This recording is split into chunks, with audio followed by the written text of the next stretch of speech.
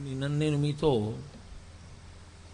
శ్రీకృష్ణ భగవానుడు అర్జునుడిని ఉద్దేశించి మాట్లాడుతూ దేహినోస్మిన్ యథా దేహే కౌమారం యవ్వనం జరా తథా దేహాంతర ప్రాప్తి ధీరస్తత్రను ముహ్యతి అన్న శ్లోకం గురించి ఆయన ప్రతిపాదించినటువంటి తత్వాన్ని మాట్లాడి ఉన్నాను. ఆయన అంటారు, వాసాంసి జీర్ణాని యథా విహాయ నవాని గృహ్ణాతి నరోపరాణి తథా శరీరాణి విహాయ జీర్ణ అన్యాని సంయాతి నవాని దేహి అంటారు. చాలా అద్భుతమైనటువంటి శ్లోకం. అదేమి భగవద్గీత అంతా అంతే, అలాగే ఉంటాయి. ఇది మనస్సులో బాగా ఊంచుకున్న వాడికి నిజంగానే జీవితంలో ఒక గొప్ప ఊరట, ఒక ధైర్యం, తన జీవితాన్ని ఎలా గడపాలి అన్న దాని గురించి ఒక సందేశం, ఒక ప్రారంభమునకు ఒక అంతమునకు మధ్యలో దాన్ని వినియోగించుకోవలసినటువంటి విధానం గూర్చినటువంటి పూనిక, స్పష్టత ఏర్పడతాయి. వాసాంసి జీర్ణాని యథా విహాయ నవాని గృహ్ణాతి నరోపరాణి. బహుశः ఇంకింతకన్నా అందమైన, ఇంతకన్నా సౌలభ్యంతో కూడినటువంటి ఉపమానం వెయ్యడం ఎవరికీ సాధ్యం కాదు. ఆయన అన్నారు, లోపల దేహి ఉన్నాడు. దేహి అంటే నేను, జీవుడు, లేదా ఆ జీవుడికి పరమాత్మతో అభేద స్థితి అనుభవించగలిగిన నాడు జీవబ్రహ్మైక్య సిద్ధి. ఉన్నదొక్కటే పదార్థం. ఆ ఉన్నటువంటి పదార్థం తొడుక్కుంటోంది. దేన్ని తొడుక్కుంటోంది అంటే దేహి తొడుక్కున్నది దేహము. దేహి ఉంటాడు, దేహము తొడగబడింది కాబట్టి విడవబడుతుంది.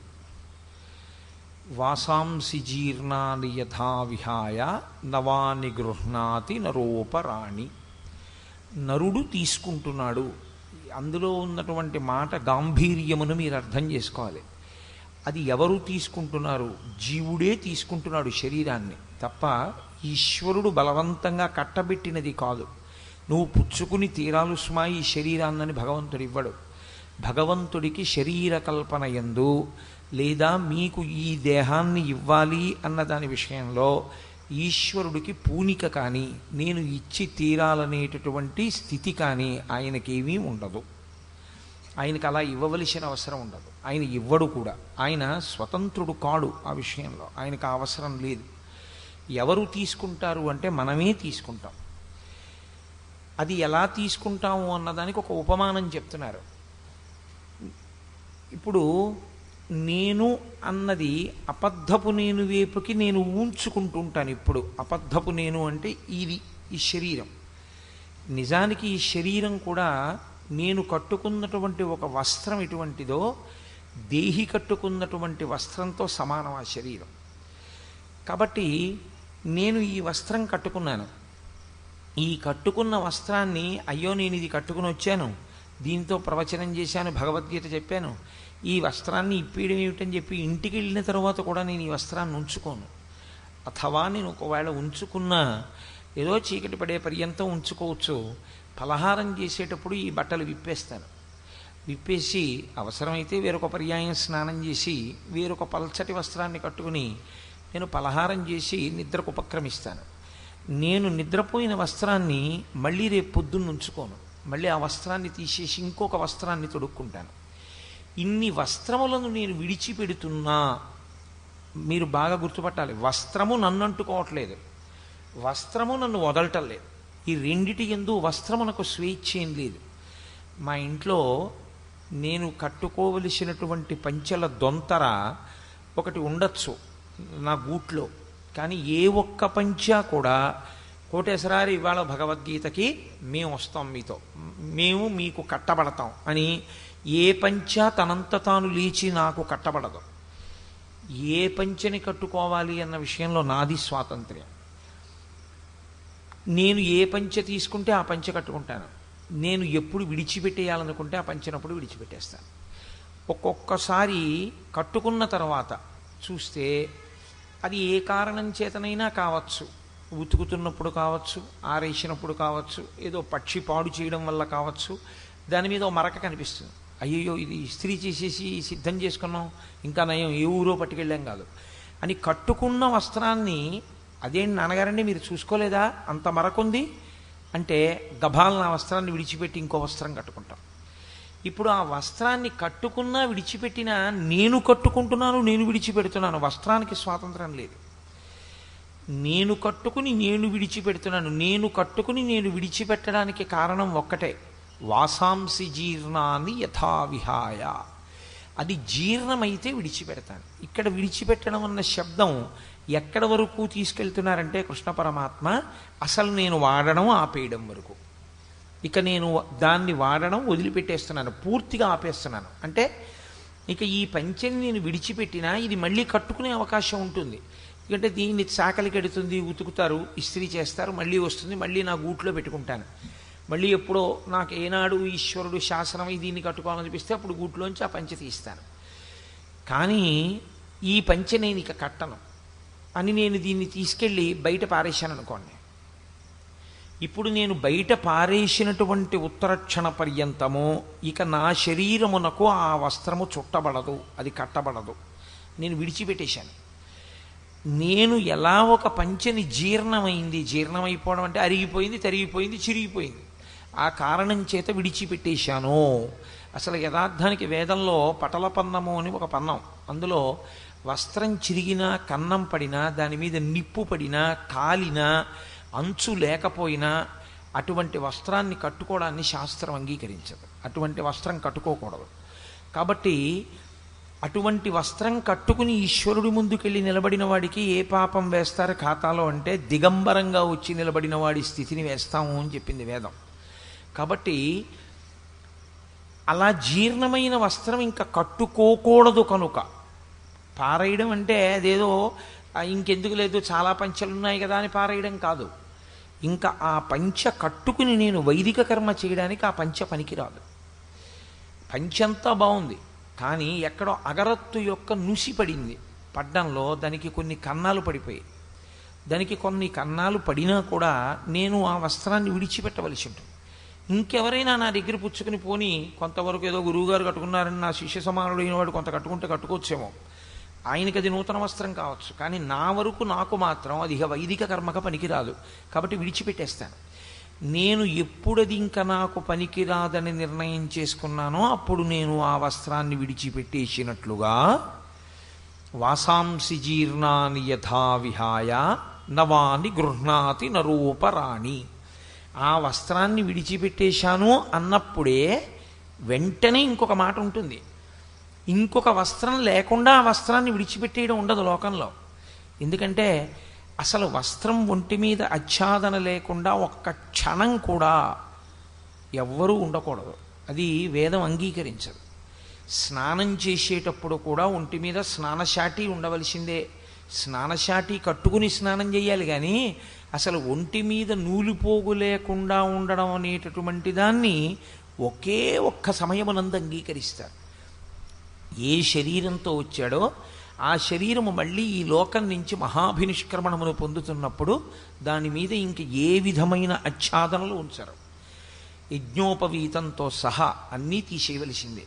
అన్నీ తీసేసి శరీరాన్ని ఒక్కదాన్నే కట్టెల మీద పడుకోబెడతారు తప్ప ఏ కారణము చేత అసలు శరీరము మీద నూలుపోగు లేకుండా ఒక్కడూ దిగంబరుడై కనపడకూడదు. అందుకే పెళ్లిలో స్నాతకం చేసేటప్పుడు గురువుగారు చెప్తారు, ఎన్నడూ ఒంటి మీద బట్ట లేకుండా నేను కనపడను అని వాగ్దానం తీసుకుంటారు. మృత్యువుతో సమానం, అమంగళం కాబట్టి నేను వస్త్రాన్ని వదిలిపెట్టాను అంటే గుర్తు ఏమిటంటే ఇంకొక వస్త్రం ఉన్నది అని గుర్తు కట్టుకోవడానికి. ఇది విడిచిపెట్టిన ఉత్తర క్షణంలో నేను ఆ వస్త్రాన్ని కట్టేసుకుంటాను. ఈ వస్త్రాన్ని విడిచిపెట్టడానికి ఆ వస్త్రాన్ని కట్టుకోవడానికి మధ్యలో ఉండేటటువంటి వ్యవధి బహు తక్కువ ఉంటుంది, చాలా తక్కువ ఉంటుంది తప్ప అసలు నేను వస్త్రం లేకుండా ఉండడం అన్నది ఇక ఈ శరీరాన్ని వదిలిపెట్టేస్తున్నప్పుడే ఉంటుంది. పూర్తిగా శరీరం ఈ ప్రపంచంలోంచి వెళ్ళిపోతున్నప్పుడు కొద్దిసేపు ఉంటుంది అలా. కాబట్టి నేను ఒక వస్త్రాన్ని జీర్ణమైపోయిందని వదిలిపెట్టి ఇంకొక వస్త్రాన్ని తీసుకోవడంలో వస్త్రము యొక్క ప్రమేయము ఎంత మాత్రమూ లేదు. నాదే ప్రమేయము. నాదే ప్రమేయమైనట్లు ఈ పంచ కట్టుకున్నా నేనున్నాను, ఈ పంచె విప్పేసి రేపు సాయంకాలం నేను ఇంకో పంచె కట్టుకుని వస్తాను, అప్పుడు నేను ఉంటాను. నిన్నని ఇంకొక పంచె కట్టుకున్నాను, అప్పుడు నేను ఉన్నాను. పంచె లేదు కానీ నేను మాత్రం ఉన్నాను. పంచె మారిపోయింది కానీ నేను మాత్రం అలాగే ఉన్నట్టు శరీరం కూడా. దేహి ఏం చేస్తుంటాడంటే లోపల ఉన్న జీవుడు ఈ శరీరాన్ని వదిలిపెట్టేస్తాడు. వదిలిపెట్టేసి మళ్ళీ ఒక కొత్త శరీరాన్ని తాను పుచ్చుకుంటూ ఉంటాడు. ఇందులో మీరు కొంచెం జాగ్రత్తగా గమనించవలసినటువంటి విషయం ఒకటి ఉంది. ఇందులో ఎవరు ఇచ్చాడో వాడు తీసుకుంటాడు, తీసుకుని కొత్త శరీరం ఇస్తాడు అని ఎక్కడైనా ఉందా ఈ శ్లోకంలో? ఎక్కడా లేదు. ఈ ఇచ్చినవాడెవరో వాడు పుచ్చేసుకుంటాడని కానీ, పుచ్చేసుకుని మీకు కొత్త వస్త్రం ఇస్తాడని కానీ సాక్షాత్ గీతాచార్యుడే చెప్పలేదు. కృష్ణ భగవానుడంటే సాక్షాత్ పరబ్రహ్మము, పరిపూర్ణావతారము. అటువంటి కృష్ణుడే ఈశ్వరుడు నీకు ఈ దేహం ఇస్తాడు, ఈశ్వరుడు ఈ దేహం తీసేసుకుంటాడు, ఈశ్వరుడు మళ్ళీ నీకు ఇంకో కొత్త దేహం ఇస్తాడు అని అనలేదు. వాసాంసి జీర్ణాని యథా విహాయ నవాని గృహ్ణాతి నరోపరాణి తథా శరీరాణి విహాయ జీర్ణ అన్యాని సంయాతి నవాని దేహి. దేహి పుచ్చుకుంటాడు అన్నారు. దేహి అంటే ఈశ్వరుడు కాడు, జీవుడు. జీవుడు ఈశ్వరుడైపోయిన స్థితి యందు ఆవిర్భవించినటువంటి స్థితి వేరు, ఆ జ్ఞానం, ఆ పరిపక్వత వేరు. మనమే పుచ్చుకుంటున్నాం, మనమే దీన్ని వదులుతున్నాం, మనమే దీన్ని పుచ్చుకుంటున్నాం. అదేమిటండి, మీరు గీతలో అలా ఉందంటున్నారు, ఆ శ్లోకం చెప్తున్నారు రైటే, కానీ మేము ఈ శరీరాన్ని ఎందుకు వదలాలనుకుంటాం? అసలు మేము వదలం కదా, మాకు ఈ శరీరంతో ఉండాలని ఉంటుంది. మేము వదిలేయడం ఏమిటి ఈ శరీరాన్ని? కాదు, ఈ శరీరాన్ని మనం వదిలిపెట్టడం అంటే మనకి ఇష్టం ఉండి వదిలేమా, ఇష్టం లేక వదిలేమా కాదు. వదలడానికి కారణము మనం అయ్యున్నాము అంతే. మన కారణంగానే శరీరం పడిపోతుంది, మన కారణంగానే శరీరం నిలబడుతుంది. ఎందుచేత అంటారేమో, శరీరము పడడానికి, శరీరం పుచ్చుకోవడానికి, మళ్ళీ శరీరం పడ్డానికి, మళ్ళీ శరీరం పుచ్చుకోవడానికి కారణము ఒక్కటే, కర్మ. మనం చేసేటటువంటి కర్మ ఏది ఉన్నదో అది ఫలితమును విడిచిపెడుతూ ఉంటుంది. ఎప్పుడు కొంత ఫలితాన్ని ఇచ్చుకుంటూ వెళ్ళిపోతూ ఉంటుంది. ఇప్పుడు ఈ ఫలితాన్ని అనుభవించాలి, అనుభవించడానికి శరీరం ఉండాలి. శరీరం లేదనుకోండి, ఎలా అనుభవిస్తారు? కుదురుతుందా? మీరు కొంచెం జాగ్రత్తగా అర్థం చేసుకునే ప్రయత్నం చేయండి. నేను ఒక పుణ్యకర్మ చేశాను, నేను ఏదో ఒక మంచి పని చేశాను, 10 మందికి పనికొచ్చే పని, లేకపోతే శాస్త్రవిహితమైన కర్మ ఒకటి నేను చేశాను. 7 కొండలు నడిచి ఎక్కి వెంకటేశ్వరుణ్ణి దర్శనం చేశాను. అప్పుడు నాకు ఒక కొంత పుణ్యం వచ్చింది. ఇప్పుడు ఈ పుణ్యానికి ఫలితాన్ని నేను అనుభవించాలి. ఈ పుణ్యానికి ఫలితమే సుఖము. సుఖము అన్నది మనసు రంజిల్లేటట్టుగా ఉంటుంది. అమ్మా చాలా హాయిగా ఉందిరా అనిపిస్తుంది మనసుకి. ఆ సుఖరూపంలో నేను పుణ్యకర్మ యొక్క ఫలితాన్ని అనుభవించేస్తాను. నేను ఒక పాపం చేశాను, ఇప్పుడు చెప్పులు వేసుకుని వెంకటాచల పర్వతం మీద తిరిగాను. ఇప్పుడు వెంకటాచల పర్వతం మీద చెప్పులేసుకు తిరిగినటువంటి పాపకర్మకి ఫలితాన్ని కూడా నేను అనుభవించవలసి ఉంటుంది. అప్పుడు నా అరికాళ్ళు ఏదో కారణం చేత ఎప్పుడో ఉత్తర జన్మలలో అగ్నిహోత్రం అంటుకుని ఆ కాళ్ళు కాలిపోయి బొబ్బలెక్కి కట్లు కట్టి కొన్నాళ్ల పాటు నేను కాళ్ళు కింద పెట్టి తిరగలేనటువంటి స్థితిని పొందాలి. చేసిన పాపము దుఃఖ రూపంలో పోవాలి, చేసిన పుణ్యము సుఖరూపంలో పోవాలి. ఇప్పుడు ఈ సుఖం అనుభవించాలన్నా దుఃఖం అనుభవించాలన్నా ఈశ్వరుడు మీకు మనస్సొక్కటే ఇచ్చి శరీరాన్ని ఇవ్వకపోతే కుదురుతుందా? ఎక్కడ పెడతారు మనస్సు తీసుకొచ్చి? ఎలా అనుభవిస్తారు? నేను పుణ్యకర్మ చేశాను, దాని సుఖ ఫలితాన్ని అనుభవించేసేయాలి. ఇప్పుడు నేను ఆ సుఖ ఫలితం అనుభవించేయాలంటే ఏముండాలి? నాకో శరీరం ఉండాలి. మీ అందరూ కింద కూర్చుంటే నేను ఒక్కడిని కూర్చోవడానికి ఇంత పెద్ద వేదిక, నేను ఒక్కడిని కూర్చుంటే నాకు ఇన్ని పూలదండలు, నేను ఒక్కడిని కూర్చుంటే మీ అందరూ నిశ్శబ్దంగా ఉన్నారు, నేను ఒక్కడిని మాట్లాడితే నా మాట వినపడుతుందో వినపడదో సరిగా అందరికీ ఒక మైకు. ఇవి సభాపూజ్యత అంటారు. అంటే ఇంతమందికి చెప్పగలిగినటువంటి పెద్దరికాన్ని పొందుట. ఈ పెద్దరికం నాకు ఎందుకు వచ్చింది అంటే గత జన్మలలో ఎవరికో ఏవో కొన్ని పుస్తకాలు నేను ఇచ్చున్నాను. ఎవరికో నాకు తెలుసున్నటువంటి 4 మంచి మాటలు కూర్చోపెట్టి వాళ్ళకి పనికి రావాలి అని చెప్పున్నాను. నేను చేసిన పుణ్యకర్మ ఏదో ఉంది. ఇప్పుడు ఆ పుణ్యకర్మ చేత నేను సభాపూజ్యత అనబడేటటువంటి గౌరవాన్ని పొందేయాలి. అది పొందేశాను అనుకోండి, అక్కడతో నేను చేసిన పుణ్యం పోతుంది, అయిపోయింది. కాబట్టి ఇప్పుడు కొంత పుణ్యం అయిపోయింది.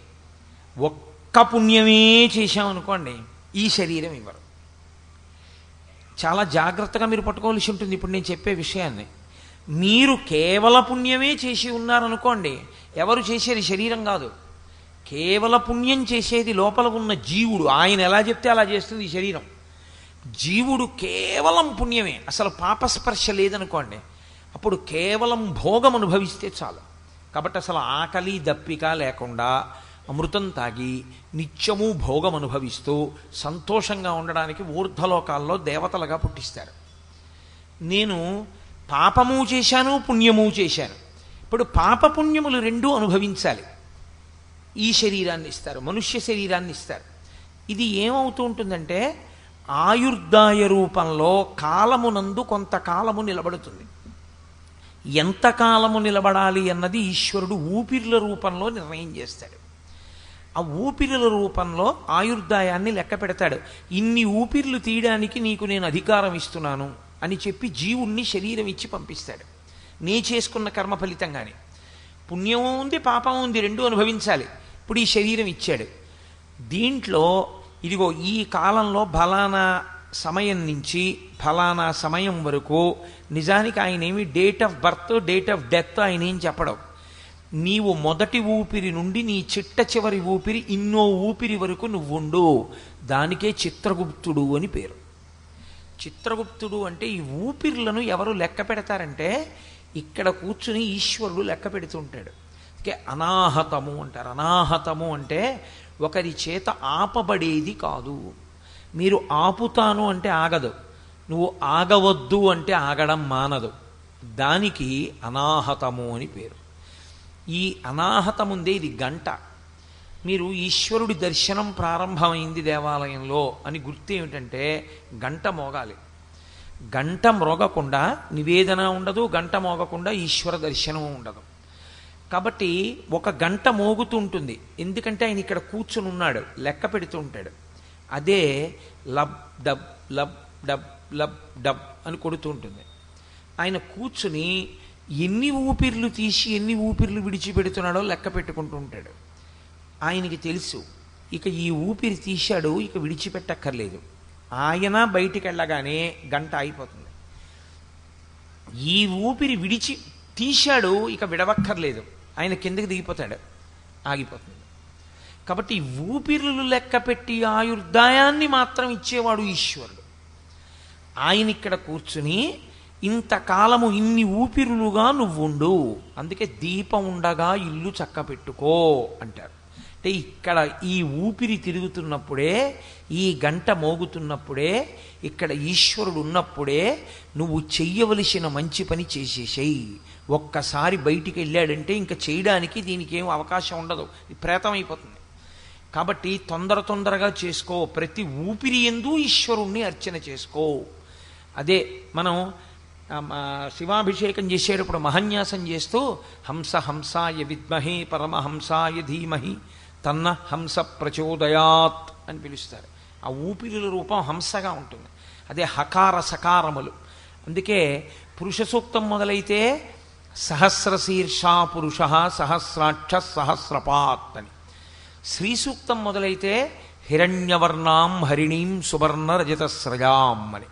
ఆ హకార సకారములు రెండూ కలిసి మంగళప్రదమైతే సహ హస హంస, ఆ హంస నడుస్తోందంటారు. ఈ హంస నడుస్తుండగా చిత్తమాలిన్యాన్ని విడిచిపెట్టుకుని నువ్వు ఈశ్వర కర్మల వైపుకి అడుగులు వేసుకుంటూ వెళ్ళాలి. చిత్తశుద్ధిని ఏర్పాటు చేసుకుని దాని వలన జ్ఞానమును పొందగలిగితే జ్ఞానాద్దేవతు కైవల్యం. కాబట్టి ఈ శరీరంతో పుణ్యాన్ని చేసుకోవచ్చు, పాపాన్ని చేసుకోవచ్చు, పుణ్యాన్ని అనుభవించవచ్చు, పాపాన్ని అనుభవించవచ్చు. ఈ రెండిటినీ అనుభవింపచేయడానికి ఈశ్వరుడు ఈ శరీరాన్ని ఇస్తాడు. ఈశ్వరుడు ఈ శరీరాన్ని ఇచ్చేటప్పుడు వీడికి ఇది ఇద్దాం పాపం ఏదో సంతోషంగా ఇచ్చేద్దామని ఇవ్వడాయన. ఆయన ఇవ్వడానికి కారణం ఒక్కటే అయి ఉంటుంది. పరాశర భట్టర్లు శ్రీగుణరత్న కోశం చేస్తూ ఓ మాట అంటారు, యద్రూభంగాహ ప్రమాణం స్థిరచర రచన తారతమ్యే మురారే. ఈ పుర్రె జీవుడిని పట్టుకుని బ్రహ్మగారు వేరొక పుర్రెలోకి ప్రవేశపెడుతూ ఉంటాడు. అది చీమ పుర్రెవచ్చు, ఈగ పుర్రెవచ్చు, దోమ పుర్రెవచ్చు. నేను ఇవాళ పేపర్లో ఫోటో చూశా, ఏదో ఎక్కడో సముద్రపు ఒడ్డున చనిపోయిన తాబేలు అని ఫోటో వేశారు. దాని పుర్రె కనపడుతోంది, దానికో పుర్రె ఉంటుంది. ఆ పుర్రె పట్టుకుని అందులోకి జీవుణ్ణి ప్రవేశపెడుతూ వీడికి ఏం ఇవ్వచ్చు అన్నది ఇచ్చే ముందు అమ్మ వంక చూస్తాడు బ్రహ్మగారు. బ్రహ్మగారి తల్లి లక్ష్మీదేవి ఆవిడ వంక చూస్తాడు. చూసమ్మా ఈ పుర్రె గతంలో ఈ పేరుతో తిరిగింది, ఏం చేయమంటావు అని అడుగుతాడు. యద్రూభంగాహ ప్రమాణం స్థిరచర రచన తారతమ్యే మురారే. లక్ష్మీదేవి ఓ ఈ పుర్రె, అబ్బా ఏమి శ్రమించాడు రా శాస్త్రం ప్రకారం, శాస్త్రం కోసం వాడుకున్నాడు శరీరాన్ని అని ఇలా అందనుకోండి, ఉత్తమ శరీరాన్ని ఇస్తారు. అమ్మవారు ఛీ దుర్మార్గుడు అని ఇలా కనుబొమ్మ దింపింది అనుకోండి, వెన్నుపాము అడ్డంగా ఉండేటటువంటి ప్రాణి, లేకపోతే అసలు వెన్నుపాము లేకుండా మిలికిలి తిరిగే ప్రాణిగా ఇస్తారు. భయహేతు ఏ పాము లాంటిదన్నో చూస్తే అటువంటి జన్మనిస్తారు. కాబట్టి నీవు చేసిన కర్మ ఏది ఉన్నదో ఆ కర్మయే నీవు శరీరము పొందడానికి హేతువై ఉన్నది. ఇప్పుడు శరీరాన్ని ఈశ్వరుడిస్తున్నాడని ఈశ్వరుడి మీద నెపం పెట్టి కూర్చుంటే నువ్వు శరీరములను పొందుతూనే ఉంటావు. అలాగా పొందుతూనే ఉంటే వచ్చిన నష్టం ఏమిటో తెలుసా అండి? అందుకే మన వాళ్ళు దేవాలయాలన్నీ తీసుకెళ్ళి కొండ మీద పెడతారు. కొండ మీద దేవాలయం పెడితే చాలా గొప్పది. సాధారణంగా దేవాలయం కొండ మీద ఉన్నది అంటే ఒక్కటే గుర్తు, అది స్వయంభూ అని గుర్తు. స్వయంభూ దేవాలయం అయితేనే కొండ మీద ఉంటుంది. స్వయంభూ కాని దేవాలయంతో సమానమైన స్థాయి ప్రతిష్ఠ చేయబడిన దేవాలయానికి ఒక్కనాటికి రాదు శాస్త్రంలో. ప్రతిష్ఠ దేవాలయమే. అందా మానవ ప్రతిష్ఠితం అయితే చాలా తక్కువ. ఋషి ప్రతిష్టము, రాక్షస ప్రతిష్టము, దేవతా ప్రతిష్టము వాటి స్థాయి ఎక్కువ. స్వయంభూ క్షేత్రానికి ఉండే శక్తి అపారం. వేదంలో వేదము ప్రమాణం. నేను ఇక్కడ కూర్చున్నది వేద ప్రమాణం గురించి మాట్లాడడానికి తప్ప నాకు తోచింది మాట్లాడడం నా చేత కాదు, నేను అలా మాట్లాడలేను. కాబట్టి ఈశ్వరుడు స్వయంభూగా అంతటా ఉన్నవాడు అక్కడ బాగా ఉంటాడు. అంటే ప్రకాశిస్తుంటాడు. వేడి అంతటా లేదా ఉంది, మరి ఇంట్లో గ్యాస్ స్టవ్లో అగ్నిహోత్రం బాగా ఉంది వేడి. అలా ఈశ్వరుడు బాగా పొటమరించి ప్రకాశించిన స్థానానికి స్వయంభూ క్షేత్రం అని పేరు. తనంత తాను ఆవిర్భవించాడు. అది కొండ మీద ఎందుకుంటుందో తెలుసా అండి? ఊర్ధ్వముఖ చలనం చేయవయా, కొండ మీదకి ఎక్కువ పైకెక్కుతూ ఉండగా నీకు రహస్యం తెలుస్తుంది. ఈ రాళ్ళు ఎలా పడున్నాయో అలా ప్రారంభమైంది నీ జీవితం. ఏ కర్మ చెయ్యడానికి నీకు అధికారము కాని అవకాశము కాని లేకుండా పడిపోయిన ఉపాధి దగ్గర ప్రారంభమై 1,00,000 సంవత్సరములు బతుకుతుందో రాయి, ఏమిటి ఉపయోగం? అలా పడుంటుంది. తనంత తాను ఏ పుణ్యకర్మ చేయలేదు. మరి ఎప్పుడు దానికి శరీరం మారేది? జడం అంటారంటే అందులో చైతన్యం లేకపోవడం ఉండదు. అంతర్బహిష్య తత్సర్వం వ్యాప్య నారాయణ స్థిత, అంతటా ఉంటాడు నారాయణుడు. కానీ ఆ రాయికి దానికి స్పందించగలిగిన శక్తి ఉండదు. అందుకని జడం అంటారు. జడధియా అంటారు శంకరాచార్యులు వారి శివానందలహరిలో. అటువంటి జడమైనటువంటిది ప్రతిస్పందన శక్తి లేని రాయి ఏమీ చెయ్యలేదు. అది ఉద్ధరణ ఎందుకు పొందుతుందంటే ఎవరో ఒక మహాత్ముడటుగా వెళ్ళిపోతూ అమ్మయ్య కాసేపు కూర్చుందాం దాని మీద కూర్చుంటాడు. 1,00,000 సంవత్సరములు అలా పడున్న తర్వాత ఒక మహాత్ముడు కూర్చోడానికి అవకాశం అయింది కాబట్టి అప్పుడు మారుతుంది అది. కానీ ప్రతిక్షణం బుద్ధితో పుణ్యం కానీ పాపం కానీ ఏదైనా సరే చేసుకోవడానికి అవకాశం ఉన్న ఏకైక జన్మ ఇదొక్కటే. మరి నిద్రలో చేయలేం కదండి అని మీరు నన్ను మాట అడగచ్చు. అందుకే శాస్త్రం ఒక మాట చెప్తుంది, నిద్రని సమాధిగా మార్చుకోవచ్చు. నిద్రపోయే ముందు 11 మార్లు శివనామము, దాన్ని మార్చడానికి ఉండదు ఇహ. ఎందుకంటే లయం చేసేవాడు శివుడు ఒక్కడే, స్వల్పకాలిక లయం అంటే నిద్ర. వేరొక నామం చెప్పడానికి వీల్లేదు.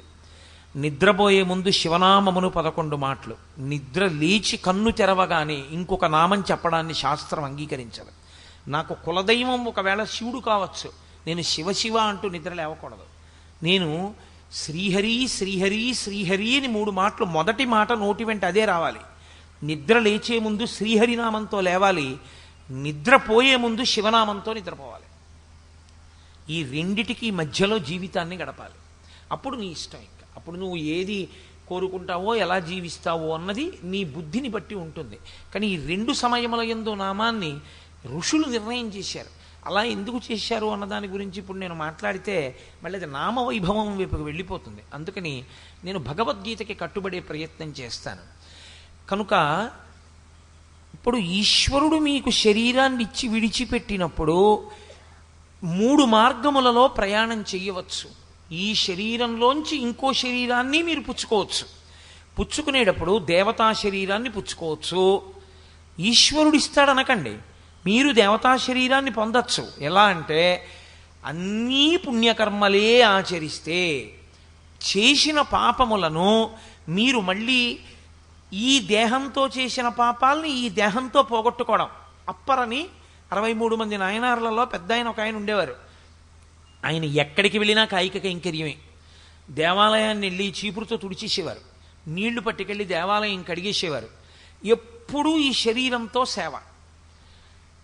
ఈ శరీరంతో చేసినటువంటి పుణ్యం వల్ల శరీరంతో చేసినటువంటి పాపమును నశింపచేసుకుంటాడు. వాక్కుతో చేసినటువంటి పాపాన్ని వాక్కు యందు దోషం రాకుండా జాగ్రత్త పడతాడు. అందుకే మాట గురించి ఉపనిషత్ అంత జాగ్రత్తగా మాట్లాడుతుంది. సత్యం బ్రూయాత్ ప్రియం బ్రూయాత్ న బ్రూయాత్ సత్యమప్రియం ప్రియంచనానృతం బ్రూయాత్ అన్ని మాటలు చెప్తుంది మాటల గురించి. మాటని తపస్సుగా వాడుకున్నాడు. ఇప్పుడు మాటల చేత చేసినటువంటి దోషాన్ని పోగొట్టుకుంటాడు.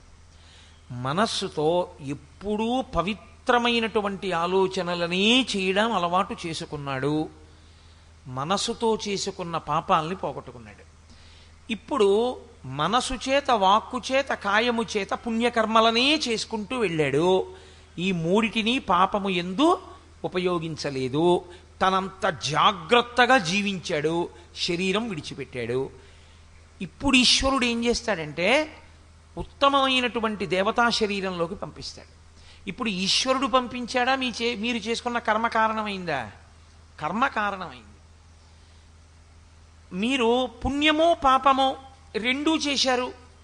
మళ్ళీ నిన్న చెప్పాను కదా, శుక్ల చింత అని ఒక చింత, ఆ చింతని పొందుతూ విడిచిపెడితే ఆ రుచి వాసనల యందు మళ్ళీ శాస్త్రాన్ని చదువుకోగలిగినటువంటి ఒక మనుష్య దేహంలోకి వెడతాడు.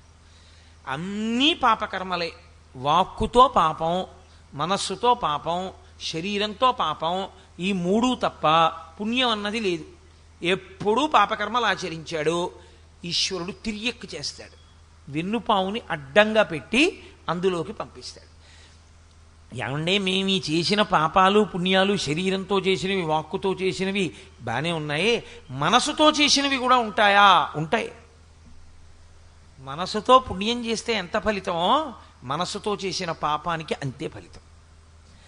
నేను మీ వస్తువు ఎత్తుకుపోతే దొంగతనం ఫలితం ఎలా వేస్తారో, నేను మీ ఇంట్లో ఉన్న వస్తువుని చూసి ఇది నాదైపోతే ఎంత బాగుండో అని ఏడిచ్చినా అంతే ఫలితం వేస్తారు. ఎత్తుకుపోయిన ఫలితమే వేస్తారు. అందుకే మానసిక చౌర్యము, మానసిక వ్యభిచారము ఇవన్నీ వచ్చాయి. కాబట్టి ఆ మనసుని నిగ్రహించాలి. ఆ మనసు నిగ్రహిస్తే కాయము పుణ్యమనందు వెడుతుంది. కాబట్టి ఇప్పుడు ఈ మనసు చేసే పాపాన్ని కూడా ఎవడు గమనించగలడు? లోపల ఆత్మగా ఈశ్వరుడు లేడండి. ఆత్మ ప్రకాశం చేత కదా మనసు వెలుగుతోంది. దానికి తెలియదు, ఆయనకి తెలియదు ఏం చేస్తున్నాడో మనసుతో. మనసుతో చేసినటువంటి పాప పుణ్యములను కూడా లెక్కలోకి తీసుకుంటాడు. కాబట్టి ఒక స్థితిలో ఈ శరీరం పనికి రాకుండా పోవచ్చు, మనసు పనికి రాకుండా పోవడం అన్నది ఉండదు. మీరు మనసుతో శివాభిషేకం చేసేయచ్చు, మనస్సుతో వెంకటేశ్వర స్వామి దర్శనం చేసుకోవచ్చు, మనస్సుతో గుళ్ళోకి వెళ్ళచ్చు, మనస్సుతో వ్రతం చేసుకోవచ్చు. అందుకు కదా శంకర భగవత్పాదులు మానసిక పూజ అన్న అధ్యాయాన్ని తీసుకొచ్చి ఇచ్చారు, రత్నైకల్పిత మానసం అంటును. కాబట్టి శరీరమును పొందేటటువంటి వాడు దేహియే, దేహి తన కర్మల చేత పొందుతున్నాడు. నువ్వు ఆ కర్మలను సత్కర్మలను చెయ్యకుండా నీకు ఇచ్చినటువంటి అవకాశాన్ని పాడు చేసేస్తే ఇక నువ్వు తరించే మార్గాన్ని నువ్వే మూసేసుకున్నట్లు. ఈ తెప్ప కాలిపోతుంది. అందుకే శరీరము అంటారు. శరీరము అంటే భూమి యందుంచి మట్టి చేత కప్పెట్టబడితే శరీరం అంటారు. దీనికి రెండు మార్గాలు ఉంటాయి. చిట్ట చివర తీసుకెళ్ళి దీన్ని భూమిలో పెట్టి నన్నా కప్పెట్టాలి. 2 అగ్నిహోత్రంలోకి పట్టుకెళ్ళి దీన్ని పడేసి కాల్చేయాలి. 2 మార్గాలు. ఈ రెండిటిలో ఏదో ఒక దాన్ని ఇది పొందుతుంది. ఇది అలా పొందకముందే దీనితో నువ్వు జీవుడు లోపలున్నవాడు ఉద్ధరణ పొందాలి, మంచి మార్గం వైపుకు వెళ్ళిపోవాలి, దీన్ని తెప్పగా చేసుకుని. అలా నువ్వు పొందగలిగితే ఉత్తర జన్మ బాగుంటుంది. అలా నువ్వు చెయ్యలేకపోతే పుచ్చుకుంటావు శరీరం. ఏ శరీరం పుచ్చుకుంటావంటే నీవింత పాపమును చేసి ఉన్నావు కాబట్టి దానికి అనుగుణమైన దానిని మాత్రమే నువ్వు పుచ్చుకోగలవు. ఇంకొకటి పుచ్చుకునే అవకాశం ఉండదు, నువ్వే పుచ్చుకోవాలి. మీరు చూడండి, ఎంసెట్ కౌన్సిలింగ్ సెంటర్ అని ఉంటుంది. ఆ కౌన్సిలింగ్ జరుగుతున్నప్పుడు పెడతారు 1 నుంచి 500 ర్యాంకుల వాళ్ళకి మొదటి రోజున పెడతారు. 1 నుంచి 500 ర్యాంకు వాళ్ళు ఒక వరుస క్రమంలో కూర్చుంటే మొట్టమొదటి ర్యాంకు వాడిని పిలిచినప్పుడు నీకేం కావాలని అడిగారు అనుకోండి, వాడు ఏ యూనివర్సిటీలో ఏ బ్రాంచ్ సీట్ అయినా సరే వాడు టిక్ కొట్టింది ఇస్తారు. ఎందుకంటే వాడు చేసుకున్న కర్మ అటువంటిది. వెనక 2 ఏళ్ళు అంత కష్టపడి జరిగాడు, అంత ఫస్ట్ ర్యాంక్లో ఉన్నాడు. వాడు అడిగింది ఇచ్చేస్తారు. వాడు అడిగిన కాలేజ్ ఇస్తారు. వాడేం పరికిమాల కాలేజ్ అడగడగా వాడు ఎలాగో ఏదో పెద్ద యూనివర్సిటీలో పెద్ద బ్రాంచ్లో సీట్ అడుగుతాడు. ఆఖరణ ఓ ర్యాంక్ ఉంటుంది, 70,000 80,000 ర్యాంకు. వాడు వచ్చి నాకు జవహర్లాల్ నెహ్రూ టెక్నాలజికల్ యూనివర్సిటీ హైదరాబాద్లోనో లేకపోతే జేఎన్టీయూ కాకినాడలోనో నాకు ఈసీఈ బ్రాంచ్లో సీట్ కావాలండి అంటే అవతల పంపంటారు. అసలు ముందే అక్కడ బోర్డు ఉంటుంది, ఇవేమీ లేవు, ఖాళీ ఏ బ్రాంచెస్ లేవు, నీకు మిగిలినవి ఇవే, ఏం పుచ్చుకుంటావని అడుగుతారు. అందులో పుచ్చుకోవాలి. మనుష్యుడు చేసుకునేటటువంటి కర్మల చేత శరీరాన్ని పుచ్చుకోవడం కూడా అలాగే ఉంటుంది. దేహి అలాగే పుచ్చుకుంటాడు.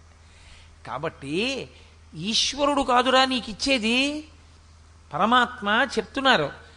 నీవు నీ కర్తవ్యాన్ని నువ్వు మానేసి నువ్వు చెయ్యవలసిన పని వేదం చెప్పింది.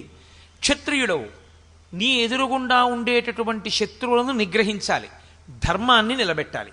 ఇప్పుడు ఇది మానేసి నీకు అక్కర్లేని ధర్మాన్ని నువ్వు ఉచ్చుకుని వీళ్ళని చంపేస్తే అయ్య బాబోయ్ నాకు పాపం వస్తుందని నీ కర్తవ్యం నువ్వు మానేస్తే నీ ఖాతాలో పాపం వేసేస్తారు.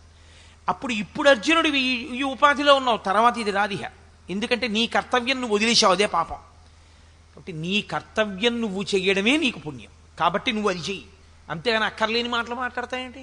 పతంతి పితరోహేషాం లుప్త పిండోదక క్రియాహ అని వేదాంతం మాట్లాడుతున్నాయేంటి? ఏది చెయ్యాలో ఏది చెయ్యకూడదో ముందు తెలుసుకో, తెలుసుకుని చెయ్యి, అంతేకాని తెలియకుండా చేయకూడదు.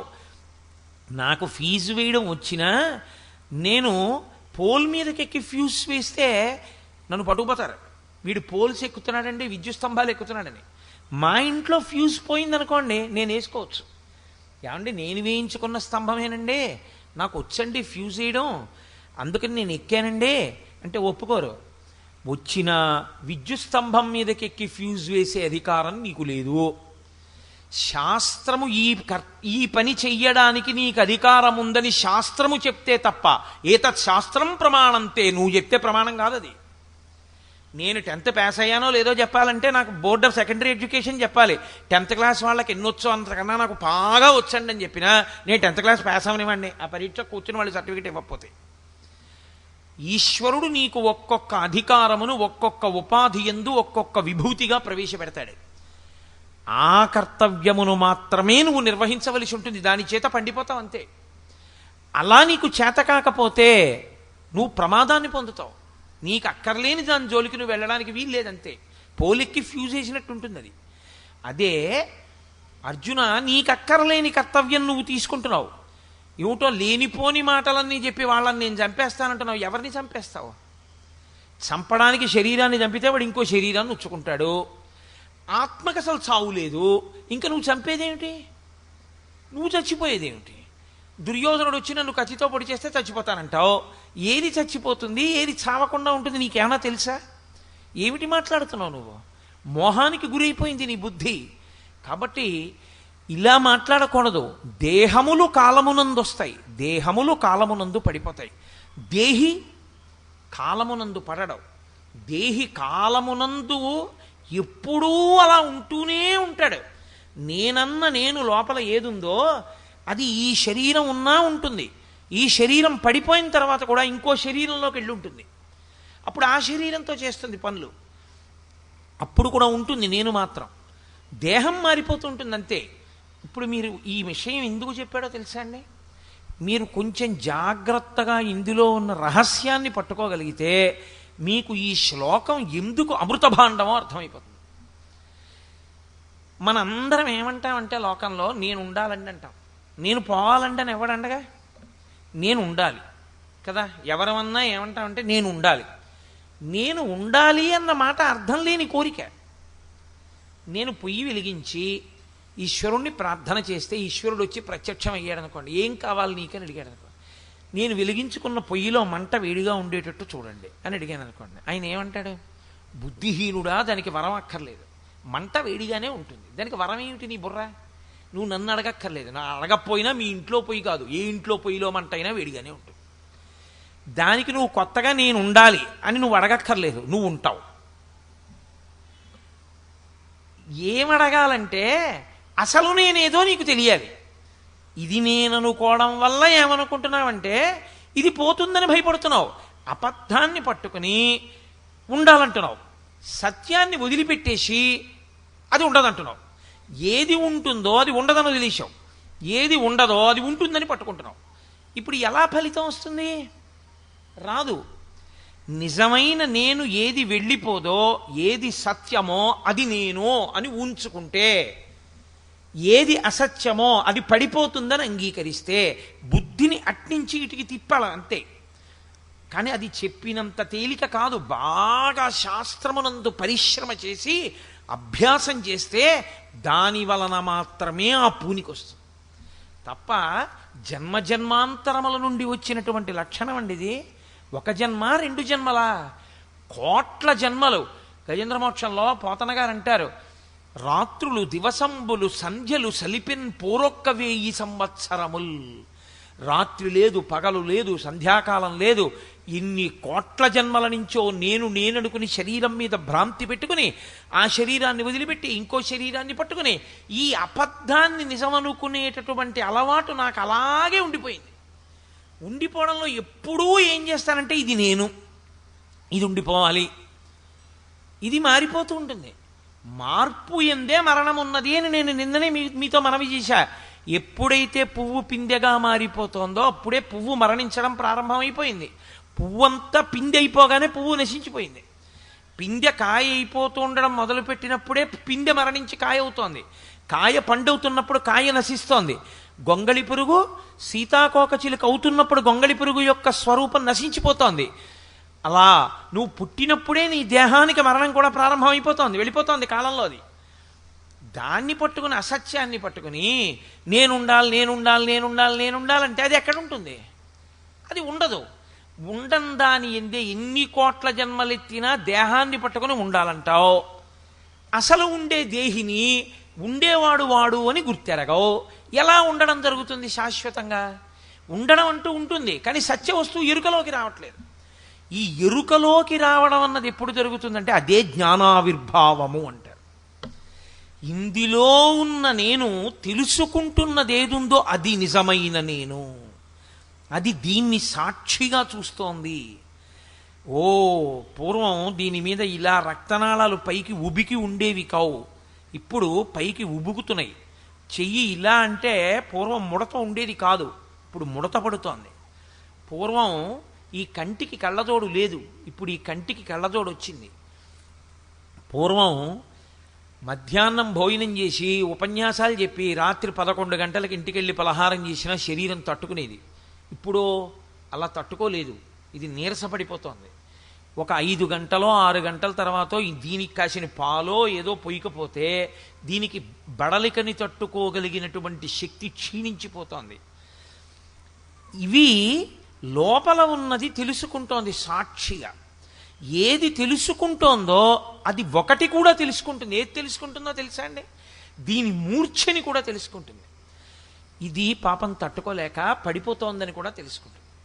దీనికి ఆకలేస్తోంది, దీంట్లో పదార్థం పడేస్తే దీని కడుపు నిండిపోయింది, దీనికి దాహం వేస్తోంది, దీంట్లో నీళ్లు పోస్తే దీనికి దాహం తీరింది, దీనికి నిప్పెట్టింది, దీని మీద కొంత ఓషధిని ప్రయోగిస్తే దీని నిప్పి తగ్గింది అని తెలుసుకున్నట్టే లోపల ఉన్న నేను ఏ మార్పు లేకుండా అలాగే ఉండి ఆ నేను ఇది పడిపోతున్నప్పుడు కూడా చూస్తుంది. ఇది పడిపోతోంది, ఇది విడిచిపెట్టేస్తోంది. నేను ఇన్నాళ్ళు దీన్ని తొడుక్కున్నాను, నేను తొడుక్కున్న పంచె వదిలేసినట్టు ఇదిగో ఇప్పుడు నేను దీన్ని కూడా వదిలిపెట్టి దీంట్లోంచి బయటికి వస్తున్నాను. అందుకనే అంటుంది గరుడ పురాణం, 11 రోజులు శరీరం విడిచిపెట్టిన చోటనే జీవుడి నుంచి చూపిస్తారు, ఉండమని చెప్తారు. ఒక్కసారి అదొక వేగం, ఆ వేగంలో తీసుకెడతారు యమదూతలు. యమధర్మరాజు గారి దర్శనం ఒకటి చేయించి తీసుకొచ్చేస్తారు. తీసుకొచ్చేటప్పుడు యాతన ఉండదు ఆ తీసుకురావడంలో. తీసుకొచ్చి వదిలిపెట్టేసి వెళ్ళిపోతారు. 11 రోజులు ఇక్కడ ఉండిపోను అని చెప్తారు. వాడు అక్కడే ఉంటాడు 11 రోజులు ఉండి చూసుకుంటూ ఉంటాడు. ఎంత చిత్రంగా చూసుకుంటాడో తెలుసా అండి. శరీరం విడిచిపెట్టిన చోట మాత్రమే అనుమతిస్తారు. అందుకే పూర్వం ఒక చోట చనిపోతే శరీరాన్ని ఇంకో చోటికి తీసుకెళ్లేవారు కాదు, అక్కడే దహించేవారు. ఎందుకంటే వాడికి ఆ విరక్తి రావాలని. తాను ఇన్నాళ్ళు నేననుకున్న శరీరం ప్రతిబింబం ఎలా కనపడుతుంటుందో అద్దంలో, అలా తాను దాని నుంచి వినుర్ముక్తమై లేచి నిలబడి ఉండగా ఇది కట్టెలలో కాలుతుండగా చూసుకుంటాడు. చూసుకుని అరే రే రే రే రే రే ఎంత వ్యామోహం పెట్టుకున్నాను రా దీని మీద, దీని అసాధ్యం కోలా ఎలా కాలిపోతోందిరా అంటాడు. అలా చూస్తాడు 11 రోజులు. బీరువా తీసి ఎప్పుడు తీనివ్వలేదుగా ఉన్నన్నాళ్ళు తందే పెత్తనం. ఇప్పుడు తాళాలు పెట్టి తీసి దిక్కుమాలిన నాన్న ఎంతో దాచాడు అనుకున్నాం, ఇదే దాచింది అంటారు. 11 రోజులు అయిపోయిన తర్వాత బావమరిది వచ్చి అంటాడు, బావగారు ఎన్నాళ్ళు ఇలా పులుపు లేకుండా తినడం, ఎన్నాళ్ళు ఇలా భూషయనం చేస్తారు, చాలు 11 రోజులు అయిపోయాయిగా, ఇక మీ జీవనం మీరు ప్రారంభించండి, మిగిలిన వాళ్ళందరూ వెళ్ళిపోండి అంటారు. అని కొత్త బట్టలు పెట్టేస్తాడు తీసుకొచ్చి పీటల మీద. ఇంకప్పటి నుంచి వీడు బొట్టు పెట్టుకుని కొత్త బట్టలు వేసుకుని మళ్ళీ భార్యను తీసుకుని సినిమాకి వెళ్ళిపోతాడు. అప్పుడు వీడు 11వ రోజున కొత్త బట్టలు పెట్టేశాక వీళ్ళు మాట్లాడుకున్న మాటలు, వీళ్ళ భోగ జీవనం చూసి ఈ పాటి దానికి జీవితం అంతా పాడి చేసుకున్నారు. వీడి కోసం ఇంత తాపత్రయపడే బదులు శివాలయానికి వెళ్ళి ప్రదక్షిణం చేసి ఉంటే ధన్యమైపోయి ఉండేవాడిని. వెడితే కదా ఒక్కనాడు ఆ పిల్లలకి వెంపర్లాట్లో పడున్నా, ఇదిగో ఇదిలా కాలిపోయింది, వాడు అలా మాట్లాడాడని అసహ్యం వేసి పదండి అంటాడు. సరే, ఆ తర్వాత యాతనలన్నీ ఉంటాయనుకోండి, అది వేరు విషయం. అప్పుడు దక్షిణ దిక్కు తీసుకెళ్ళి 3వ తరం వరకు కూర్చోబెడతారు. చేసేవాడు ఎవడైనా ఉంటే చూడు, నువ్వు చేసిన అలవాట్లే నీ కొడుకు ఏం చేస్తాడో చూడు, ఇంకరించి మొదలు పెడతారు చూడమని. తిన్నన్నం తింటాడు, తాగింది తాగుతాడు, చేసిన సంసారం చేస్తాడు. తండ్రి చచ్చిపోయిన 11వ రోజు చేసిన గోదానం సంవత్సరీకన్నాడు చేయడు. సంవత్సరికాలకు కూడా గోదానం ఎందుకండి, 11వ రోజు 11 రోజుల్లో చేశాం కదండి, అప్పుడు మళ్ళీ గోదానం ఎందుకండి అని అంటాడు. వాడి కోసం నువ్వు నీ జీవితం అంతా పణం పెట్టేశావు. ఏమైంది? తెప్ప కాలిపోయాక ఇప్పుడు నువ్వు చేసుకున్న కర్మ నువ్వు అనుభవించాలి. చేసిన పుణ్యమేది, దీన్ని ఉపయోగించుకున్నదేది, పాపాన్ని దహించుకున్నదేది, మళ్ళీ కొత్తగా మూటలు కట్టడం కోసం వీడికి ఏదో ఇచ్చేస్తే వీడేదో నిన్ను తరింపచేసేస్తాడనుకుని మూటలు కట్టడం కోసం అక్కర్లేని పాపకర్మలన్నీ చేశావు. ఇవి అనుభవం నీ జీవుడికే. కాబట్టి ఇప్పుడు జీవుడు ఏమవ్వాలి? దానికి తగిన శరీరాన్ని వాడే పుచ్చుకోవాలి తప్ప ఈశ్వరుడు ఏమి ఇవ్వడు. నిన్ను చేయమన్నాడు ఏమిటి పాపం? ఆయన నీతో పాపం చేయిస్తే ఆయన నీకు శరీరం ఇవ్వాలి. పాపం చేసుకున్నది నువ్వు బుద్ధినిచ్చిన తర్వాత. కాబట్టి ఆయన స్వతంత్రంగా ఇవ్వడు శరీరాన్ని. కాబట్టి శరీరమును నువ్వే పొందుతున్నావు. కాలమునందు దేహము వెళ్ళిపోతోందేమో, దేహి వెళ్ళడు. దేహి అలాగే ఉంటున్నాడు. మళ్ళీ కొన్నాళ్ళు పోయాక ఇంకో శరీరం పుచ్చుకుంటున్నాడు. పుచ్చుకున్నలాగాయతో మళ్ళీ మొదలు సంసారం. ఏది ఆ శరీరాన్ని వాడుకున్నదేది సరిగ్గా వాడడు. కపిలగీతలో భాగవతంలో అద్భుతమైన మాట చెప్తారు. తల కిందకి పెట్టి కాళ్ళు పైకి పెట్టి శరీరం అంతా తయారైపోతే ఇక అమ్మ కడుపులో పట్టకపోతే ఏమవుతుందంటే ఈ చెయ్యిలా కదపలేడు, ఈ చెయ్యిలా కదపలేడు, ఈ తల ఇలా తిప్పడానికి ఉండదు. పైగా తల కిందకుంటుంది, కాళ్ళు పైకుంటాయి. నేను అంతకన్నా వర్ణించకూడదు. దానివల్ల ఏమవుతుందంటే అమ్మ కడుపులో తల కిందకి ఉండడం వల్ల విశేషమైన దుర్గంధాన్ని ఎప్పుడూ పీలుస్తూనే ఉంటాడు. అలాగా పీలుస్తూ పడుంటాడు. ఈలోగా తను విడిచిపెట్టేసినటువంటి మలమూత్రములలోంచి సూక్ష్మజీవులు పుట్టేస్తాయి. పుట్టి సున్నితమైన చర్మాన్ని కొరుకుతూ ఉంటాయి. కటిక చీకటి, కన్ను పొడుచుకున్న ఏమీ కనపడదు.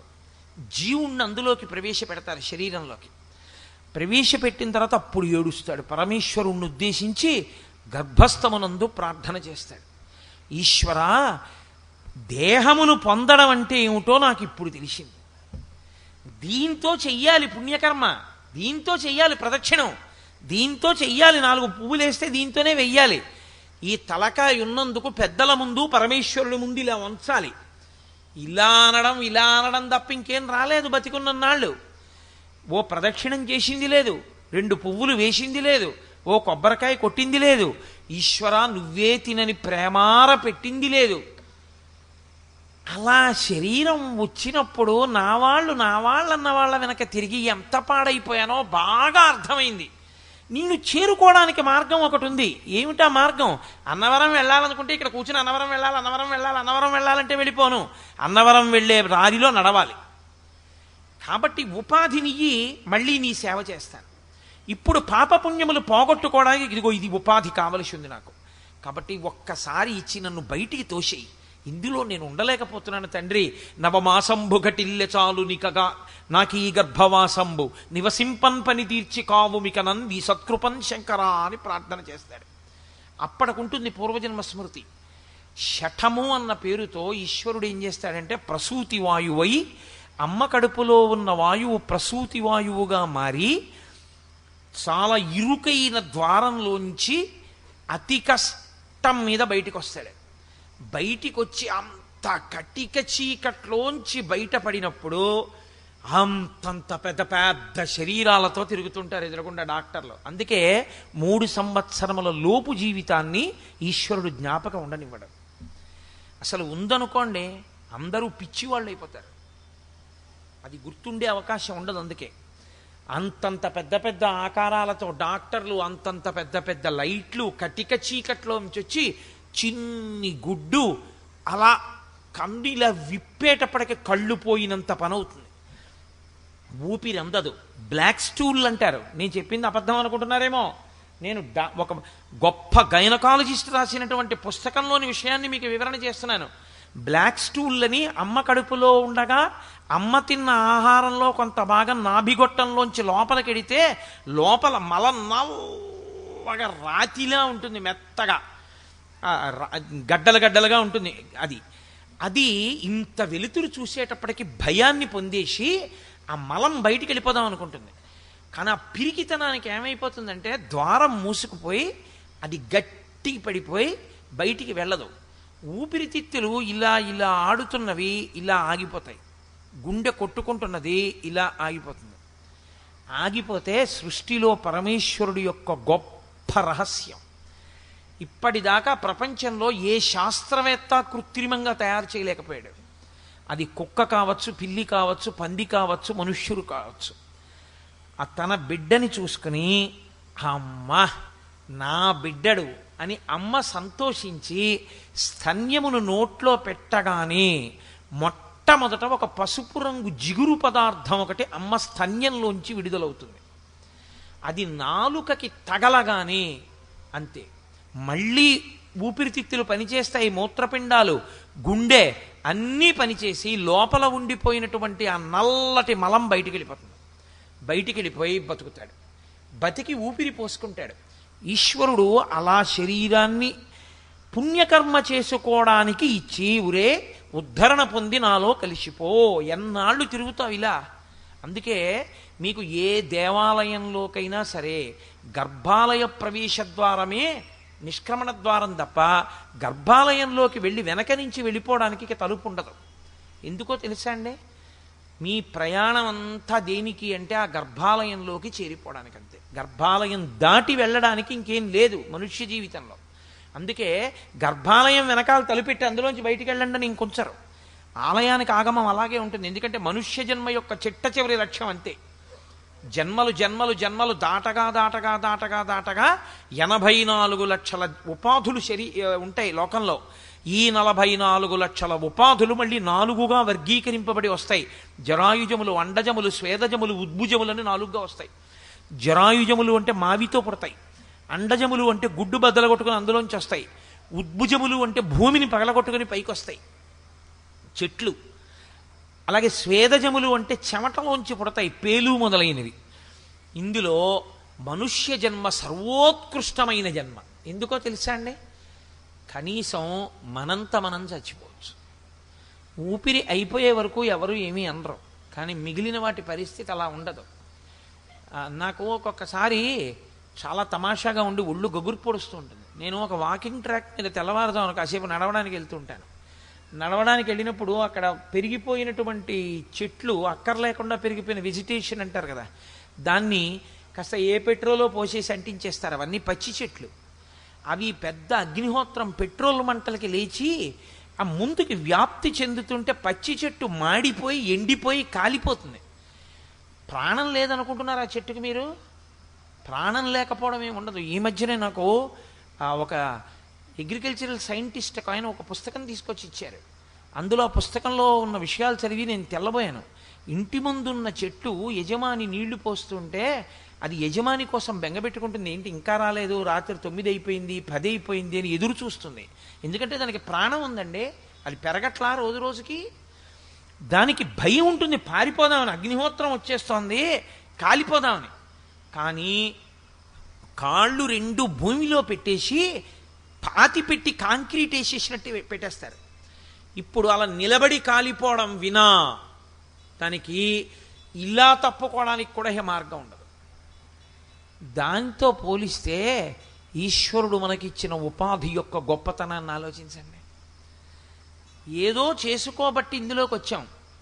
ఇందులోకి వచ్చింది కొనసాగింపుగా మంచి పనులు చేసుకుని తరించి ఇంకొక మంచి ఉపాధిని పొందాలి. కానీ మళ్ళీ మళ్ళీ అటువంటి ఉపాధుల్ని మనంతట మనం పుచ్చుకోవడం ఎందుకు? ఈశ్వరుడి మీద నెపం పెట్టడం ఎందుకు? కాబట్టి బుద్ధిని మార్చు అర్జున. ఏది సత్యమో, ఏది కదలదో, ఏది ఎప్పుడూ ఉంటుందో అది ఇక్కడే ఉంది. అది సత్యం అనుకున్నావా ఇబ్బంది లేదంతే. ఏది అసత్యమో అది సత్యం అనుకున్నావా ఇబ్బంది వస్తుందంతే. ఇది సత్యం, ఇది సత్యం, ఇది ఉంటుంది, ఇది ఉంటుంది, ఇది ఉంటుంది అని వెంపర్లాడుతూ కూర్చున్నాను అనుకోండి, ఉంటుందా? ఒక్కనాటికి ఉండదు. అది అబద్ధం, అది అసత్యం, అది ఉండేది కాదు, అది వెళ్ళిపోతుంది. అది ఉంటుందండి ఉంటుందండి ఉంటుందండి అని ఎన్ని మాటలు చెప్పినా వెళ్ళిపోతుంది. అది అసలు ఉందో లేదో తెలియదండి, లేదండి లేదండి అన్నా లోపల ఉన్న నేను వెళ్ళడానికి ఏం లేదు, అలాగే ఉంటుంది ఆ దేహి. ఏది ఉంటుందో అది నువ్వుగా నిలబడితే నువ్వు ఉద్ధరణ పొందుతావు. అప్పుడు ఇక్కడ ఉన్న నేనే అన్నిటిలో ఉన్న నేను కాబట్టి ఈ నేను సంతోషించడం ఎలా ఉంటుందో ఆ నేను సంతోషించడం అలా ఉంటుంది. కాబట్టి ఇందులో దీంట్లో ఉన్న నేను దేనికి బాధపడుతుందో అందులో ఉన్న నేను దానికే బాధపడుతుంది. నేను నడుస్తుంటే నా కాళ్ళల్లో కర్ర పెట్టాడు అనుకోండి ఎవరో, నేను తూలి కిందకు పడిపోయాను అనుకోండి, పడిపోతే వాడు చూసి పక్క నవ్వాడు అనుకోండి. రేపు అతను నడుస్తున్నప్పుడు కాళ్ళల్లో కర్ర పెట్టారనుకోండి, అతను పడిపోయినప్పుడు ఎలా ఉంటుంది? ఇదే బాధ పొందిందో అది అదే బాధ పొందుతుంది. కాబట్టి ఇందులో ఉన్న నేను దేనికి ఏ బాధ పొందుతుందో అన్నిటిలో ఉన్న నేను అదే బాధ అలాగే పొందుతుంది. ఉపాధి అలా ఉంచండి, సుఖదుఖములను అనుభవిస్తుంది. కాబట్టి ఈ నేనుకి ఆ నేనుకి భేదం లేదు. ఆ నేను ఈ నేను ఒకటే, రెండు ఎప్పుడూ ఉండేవే. కానీ ముక్కల కింద కనపడుతున్నాయి, కానీ ముక్కలు కావు. ఆకాశం ముక్కలైనట్టు కనపడుతుంది. మఠాకాశము, లేకపోతే ఏదో ఒక చోట ఘటాకాశము, కుండలో ఆకాశంలా కనపడుతుంది, ఒక చోట గదిలో ఆకాశంలా కనపడుతుంది. అంత మాత్రం చేత ఆకాశం ముక్కలైపోయిందా? ఆకాశంలో ఏ మార్పు ఉండదు. ఏ మార్పు లేని ఆకాశం ఎలా ఉంటుందో నేను ముక్కలు కాకుండా అలాగే ఉంటుంది. అన్నిటిలో ఉన్న నేను ఒక్కటే, ఈశ్వర చైతన్యమే ఉంది. అరే రే, దీని సంతోషం ఎంతో దాని సంతోషం ఎంత. కాబట్టి దాన్ని ఎందుకు నేను బాధ పెట్టాలి? నేను పెట్టను. ఆ నేను బాధపడ్డం ఈ నేను బాధపడ్డమే. అందుకే నన్నయ్య గారు మహాభారతంలో ఒక అద్భుతమైన మాట అన్నారు. నువ్వు పనులు చేసే ముందు అగ్ని పరీక్ష ఒక్కటే. నేను ఈ పని చెయ్యనా చెయ్యద్దా? చట్రం ఒకటి ఉంటుంది, ధర్మచట్రం అని, అందులో పెట్టి చూడు. సరిపోతే చేసేయి, సరిపోకపోతే వదిలి. ఈ పని నాకు ఇతరులు చేస్తే నేను బాధపడతానా? బాధపడతాను, చేయకు. ఈ పని ఇతరులు నాకు చేస్తే సంతోషిస్తానా? సంతోషిస్తాను, చేసేయి. అంతే. ఇదొక్క పరీక్ష నువ్వు పెట్టుకోవడం అలవాటైతే నీకు అన్నిటిలో ఉన్న నేనుతో నీలో ఉన్న నేను సమన్వయం అవ్వడం వచ్చేస్తుంది. అలా కాకపోతే ఏమవుతుందంటే నీలో ఉంటే నేను, వాడిలో ఉంటే నువ్వు అవుతుంది. ఈ నేను నువ్వు మధ్యలో అవిద్య, అజ్ఞానము, అగాధం అంతా వచ్చి దిగిపోతుంది. జన్మ పరంపర నశించిపోతుంది. అన్నిటిలో ఉన్న నేనుతో నీలో ఉన్న నేను కలిస్తే తత్తత్వమ్మ అసి, అది నీవై ఉన్నావు. ఒకటే, ఆ ఈశ్వరుడే నువ్వై ఉన్నావు. అది తెలియనంతసేపు అజ్ఞానమే. కాబట్టి ఇది నువ్వు తెలుసుకుంటే దేహమును పొందుతున్నవాడివి నువ్వే, నీ కర్మల చేత ఈశ్వరుడు కాదు. దేహి ఎప్పుడూ ఉన్నాడు. ఇది తెలుసుకోవయా. జాతస్య హి ధ్రువో మృత్యు ధ్రువం జన్మమృతస్య చ. ఎప్పుడూ కూడా పుట్టినవాడు వెళ్ళిపోతాడు. శరీరము పుట్టినది అంటేనే వెళ్ళిపోతుంది అని గుర్తు.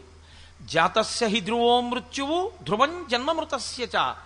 ఇది ఏ కారణం చేత ఎవ్వరూ మార్చగలిగినటువంటి స్థితి కాదు.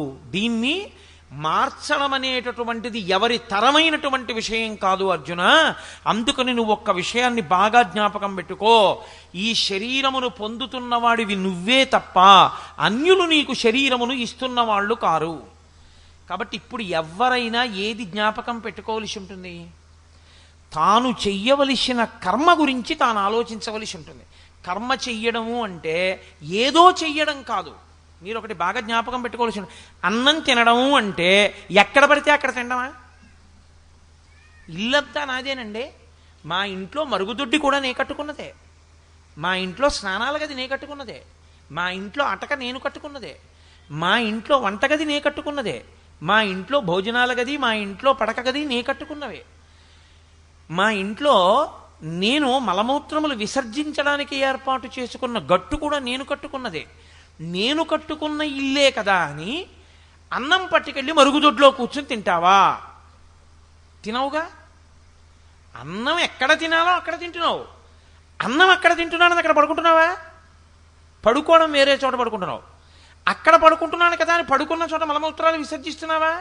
నాలో మలమూత్రాలే కదండి అని వేరొక చోటికి వెళ్ళి విసర్జిస్తున్నావు. ఏమి నీ ఇల్లు నువ్వు కట్టుకున్నదే అయినా నువ్వు ఎక్కడ ఏది చెయ్యాలో అది చేస్తున్నప్పుడు కర్మ చేసేటప్పుడు కూడా ఎలా చెయ్యాలో అలా చెయ్యవలసి ఉంటుంది తప్ప నీ ఇష్టం వచ్చినట్టు చెయ్యకూడదన్న సిద్ధాంతాన్ని నువ్వెందుకు అంగీకరించలేకపోతున్నావు? అది కేవలము అజ్ఞానజనితము.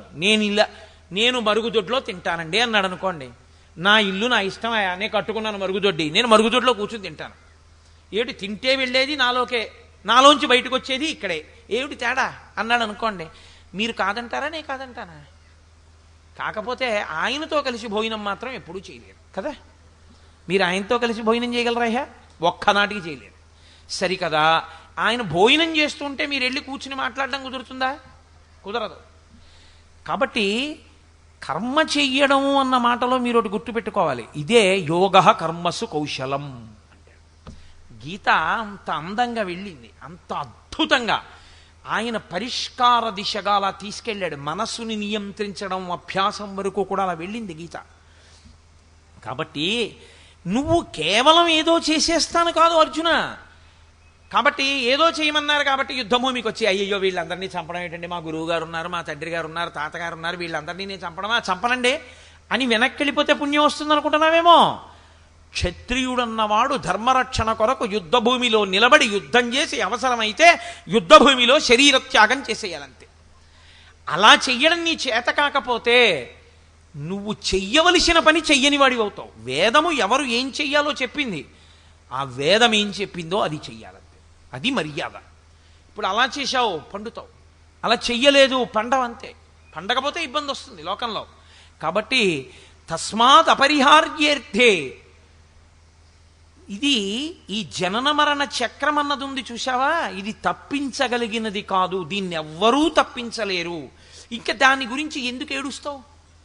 నత్వం శుచితుమర్హసి, దానికి ఏడుస్తారా?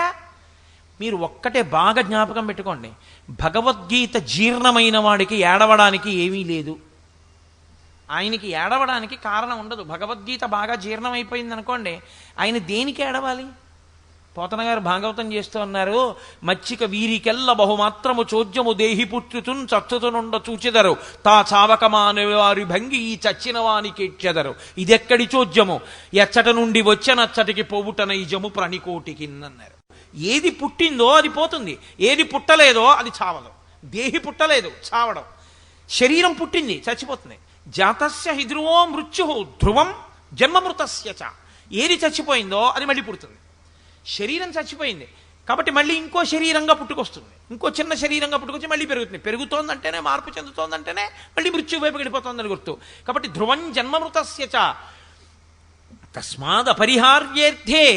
ఇది ఎవ్వరూ తప్పించగలిగినటువంటిది కాదు. దీన్ని మార్చడం ఎవరి తరం కాదు. ఇంకా దేనికి ఏడుస్తావు? నత్వం శోచితుమర్హసి. దీన్ని నేను మార్చలేను, దానికి తగినట్టు జాగ్రత్త తీసుకోవడం వినా మార్గం లేదు. లోకంలో ప్రవహిస్తున్నటువంటి గొప్ప ప్రవాహం. కాశీలో గంగలా హరిద్వార్లో గంగ ఉండదు. హరిద్వార్లో గంగలో స్నానం చేయాలంటే ఇనప గొలుసులు పట్టుకుని దిగాలి కిందకి. అలా పట్టుకోకుండా గంగే కదండి కాశీలో దిగాను, మీరు అన్నీ అలాగే చెప్తారని దిగితే ఈడ్చి అవతల పారేస్తుంది. ఇక నువ్వు ఉండవు. ఇంట్లో ఏదో కుర్చీలోంచి కిందకి దూకినట్టు పర్వతం నుంచి దూకుతానంటే కుదరదు. ఏది ఎలా ఉండాలో అలాగే ఉండాలి, దాన్ని మార్చడం కుదరదు. అన్నప్పుడు దాని విషయంలో నువ్వు జాగ్రత్తగా ఉండడం వినా ఇది ఇలా ఉంది ఏమిటండి అని ఏడిస్తే మారదు. ఏడిస్తే మారిపోతాయా? ఏడిస్తే మారేవి కావు ఇవన్నీ.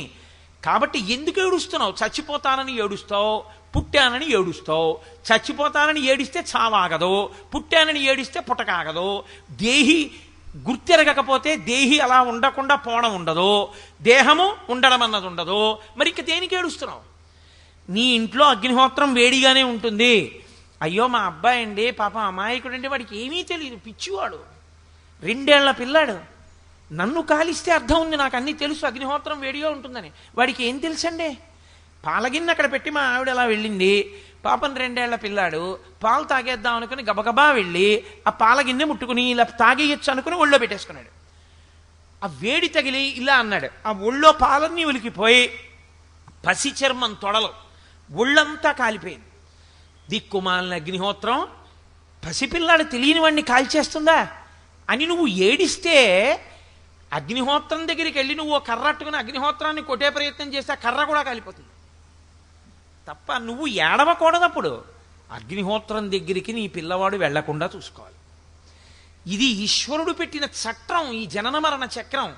దేని కొరకు అంటే ఆయన నియంతయై శాసకుడై బాధ పెట్టడానికి పెట్టలేదు. మళ్ళీ మళ్ళీ అవకాశం ఇస్తే బాగుపడతాడేమో అని పెట్టాడు. మార్చిలో ఫెయిల్ అయిన వాడికి కనీసం మళ్ళీ వెంటనే ఇమీడియట్ సప్లిమెంటరీ అని పెడితే పాస్ అయ్యి మళ్ళీ అకాడమిక్ ఇయర్ వేస్ట్ అవ్వకుండా ఇంటర్మీడియట్ చదువుకుంటాడని పెట్టినట్టు ఈ శరీరం వదిలిపెడితే ఇంకో శరీరం ఇచ్చాడు, పాపం పుణ్యం దాంతో తీసేసుకోరా అని. అసలు ఎన్ని జన్మలెత్తినా నీకు ఇది తెలియకుండా ఇంక శరీరం పుచ్చుకోవడం శరీరంతో ఉండిపోవడం ఇదే సంతోషమైతే ఎలా కుదురుతుంది అర్జున? కాబట్టి తస్మాద్ అపరిహార్యేర్థే, తప్పించలేని చక్రం అది, జనన మరణ చక్రం. దాని విషయంలో నువ్వు చెయ్యవలసింది ఒక్కటే, నత్వం శోచితుమర్హసి. ఏడవకూడదు. నేను చచ్చిపోతానని ఏడవకో. ఇక నేను చావడం అంటూ ఉండేది శరీరానికి కాబట్టి చచ్చిపోయే శరీరంలోకి నేను వెళ్లకుండా ఎలా ఉండాలని ఏడు. అది ఆలోచించవలసిన విషయం. చావకుండా ఉండడానికి నువ్వు చచ్చిపోయేవాడివి కానే కావు, నువ్వు ఆత్మవి, నువ్వు లోపల ఉన్న దేహివి. నువ్వు దేహివన్న సత్యాన్ని నువ్వు తెలుసుకోచాలి. నువ్వు ఆ సత్యాన్ని తెలుసుకున్న ఉత్తర క్షణంలో భయం పోతుంది, అయోమయం పోతుంది. ఇదే నేను మీకు ఒక్క మాట చెప్పి పూర్తి చేస్తాను. రజ్జు సర్ప భ్రాంతి అంటారు, అద్వైతంలో చాలా ఎక్కువగా ఉపయోగిస్తారు దీన్ని. చీకట్లో వెళ్ళిపోతున్నాడు, ఎదురుగుండా ఏదో కదులుతోంది, అడ్డంగా పడుకుని ఆగిపోయాడు. అమ్మ బాబోయ్ ఎంత పెద్ద పామో, నల్లత్రాచు ఇక్కడ తిరుగుతోందన్నారు, ఇదిగో పడుకుంది ఇక్కడ అన్నాడు. కాదేమో త్రాడేమో ఇది అనుకున్నాడు. తల పైకెత్తినట్టు అనిపించింది. అమ్మ బాబోయ్ పామే. ఇంకొక 2 అడుగులు వెనక్కేసి చూస్తున్నాడు అలా ఎటు కదులుతుందని. అది అక్కడే ఇలా తిరుగుతోంది. బుస్ బుస్ అన్న శబ్దం వస్తోంది. పామే హడిలిపోయేలా నిలబడిపోయాడు. గభాలన గోడ దగ్గరికి వచ్చి దొరగారు అన్నారు, ఏం కోటేశ్వరారు అలా నిలబడిపోయారే, వెళ్తారుగా ఇలా గుడికి వెళ్ళటంలేదే అన్నారు. దొరగారు పాము దొరగారు అన్నారు. పామా? ఇక్కడ పాము ఎక్కడుంది కోటేశ్వరారు, ఇక్కడ పాములేం లేవే అన్నారు. లేదు దొరగారు, నల్లత్రాచు పడుకున్నది, మీరు కూడా లోపలికి వెళ్ళిపోండి. ఇప్పుడు మీరు బాగా జ్ఞాపకం పెట్టుకోవాల్సి ఉంటుంది. నేను అది పామా త్రాడా తెలియాలి. భయంతో ఉన్నాను, ఉద్వేగంతో ఉన్నాను, ఒళ్ళు చెమట పట్టేస్తోంది, బుసలు వినపడుతున్నాయి, పడగ కనపడుతోంది, నల్లటి పాము పడుకునుంది. ఈ స్థితిలో దొరగారు పట్టుకొచ్చి నా చేతిలో కోటేశ్వరారు ఈ యాపిల్ పండు పట్టుకోండి అన్నారు అనుకోండి, నాకేమైనా భయం తీరుతుందా? కోటేశ్వరారు ఈ 10,000 జేబులో పెట్టేసుకోండి అన్నారు అనుకోండి, 10,000 జేబులో పెట్టేసుకుంటే ఏమైనా తీరిపోతుందా? లేకపోతే మా అబ్బాయి వచ్చి నాన్నగారండి మీరు చదువుకున్న ఇదిగో రామాయణ గ్రంథం పట్టుకోండి అన్నాడు అనుకోండి, నా భయం తీరుతుందా? దొరగారు టార్చ్ లైట్ పట్టుకొచ్చి ఇలా వేశారనుకోండి, ఏమవుతుంది? పోయిందంతే. ఊరే ఇది తాడ్రా అన్నానంతే. తాడ్రా అనగానే పడగలేదు, తాడ్రా అనగానే బుసలేదు, తాడ్రా అనగానే పాము లేదు. దగ్గరికి వెళ్ళి ఇలా చేత్తో పైకెత్తి, దొరగారు అచ్చు పాములో ఉంది చూసారా, ఇది చూసి ఎంత భయపడిపోయానండి అని అలా పక్కన బారేసి వెళ్ళిపోయాను. ఏది సత్యమో అది తెలియగానే భయం పోయింది, ఏది సత్యమో అది తెలియగానే నీకు పట్టిన చెమట్లు పోయాయి, ఏది సత్యమో అది తెలియగానే నీకున్న ఆందోళనలన్నీ పోయాయి. ఏది సత్యము, దేహి సత్యమో, దేహి సత్యమనేటటువంటిది నీ ఎరుకలోకి వచ్చి అనుభవంలోకి రావాలి. ఇప్పుడు నేను పెద్దగా మాట్లాడేసినట్టు మాట్లాడేస్తే సుఖం కాదు, అనుభవంలోకి రావాలి. అనుభవంలోకి వచ్చి లోపల ఉన్నది ఎప్పుడూ ఉంటుంది, అది అంతటా ఉన్నది అని నేను తెలుసుకోగలిగాను అనుకోండి, అంతటా అది నామరూపములుగా కనబడ్డ మాయ తప్ప యథార్థముగా అది అదిగానే ఉన్నది అని నేను జ్ఞానమన్న దీపము చేత దర్శనం చేస్తే, ఆనాడు సత్యము ఎరుకలోకి వస్తే అప్పుడు మాత్రం ఇక శరీరంలోకి రాను. నేనుగా మిగిలిపోవడం అంటే ఆత్మయందు కలిసిపోయి పరమేశ్వరుడి యందు లయమై అలా ఉండిపోతాను. కాబట్టి అర్జున, ఇది సత్యం, దీన్ని తెలుసుకో. అంతేకాని జనన మరణ చక్రం గురించి భయపడి శరీరం అంటాయంటే, ఇలా తెచ్చుకుని నువ్వు తెచ్చుకున్నవే ఈ శరీరాలు. ఎంత గొప్ప సత్యాన్ని ఆయన బోధ చేస్తున్నాడో మీరు ఈ 2 శ్లోకముల వలన గుర్తెరుగుదురుగాక. రేపటి రోజున పద్మశ్రీ శోభానాయుడు గారు ఇక్కడ నర్తించడం కోసమని 2 రోజుల పాటు వస్తున్నారు. ఆ తల్లి ఆవిడ గొప్ప విదుషీమణి, నటరాజానుగ్రహాన్ని పరిపూర్ణంగా పొందినటువంటి తల్లి. ఆవిడ నర్తన అంటే అదేం సామాన్యమైనటువంటి నర్తన కాదు. ఆవిడ నటరాజస్వామి వారి యొక్క పరిపూర్ణమైన కృపాకటాక్షములను పొందిన వ్యక్తి. నేను ఎందుచేతనంటున్నానంటే ఈ మాట, నేను ఆవిడ నటించినటువంటివి, ఆవిడ చేసిన నాట్యాలు కొన్ని చూశాను. కొన్ని చూడటమేమి యథార్థంగా చెప్పాలంటే, శోభానాయుడు గారి డ్యాన్స్ రాజమండ్రి ఆనంద కళా కేంద్రంలో జరుగుతోంది అంటే, నేను పెద్దాపురంలో కాపురం ఉన్న రోజుల్లో ప్రత్యేకంగా దానికోసం బస్సులో వెళ్ళి అది చూసి రాత్రి ఎప్పుడో కారు వేసుకుని ఇంటికి వచ్చేవాడిని. ఆవిడ నాట్యం అంటే నాకు అంత ఇష్టం. ఎందుకో తెలుసా అండి, అదంత శాస్త్రీయంగా ఉంటుంది. ఆవిడ స్వామి నేనుండ వైకుంఠమందు అని ప్రియా కార్తికేయన్ అని ఆవిడ వెంకటేశ్వర స్వామి వారు వేసేవారు శ్రీనివాస కళ్యాణంలో. ఆవిడ నర్తన అంటే, ఈ రోజుల్లో నాట్యం చేసే వాళ్ళకి అసలు పెదవులు కదలవు. పాడుతున్న పాటకు అనుగుణంగా పెదవి కదపరు, భావ ప్రకటన ఉండదు. లాస్యం ఉండాలంటే భావ ప్రకటన ఉండాలి. భావ ప్రకటనము చెయ్యగలగడం ఎవరికి వస్తుందో తెలుసా అండి?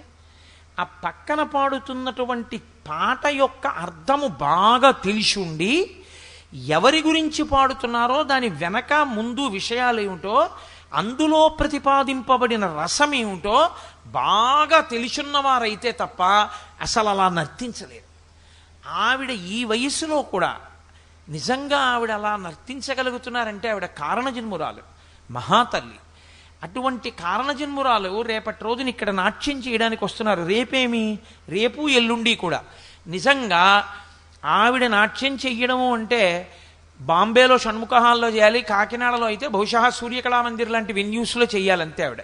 తప్పించి నాకు తెలుసున్నంత వరకు ఆవిడ ఇలా ఒక పల్లెటూరులో పక్కన పొలాలు, ఇన్ని లైట్లు, ఇలా ఓపెన్ ఎయిర్ ప్రాంగణాల్లోనూ ఆవిడ డ్యాన్స్ చేస్తారని నేను అనుకోవట్లేదు.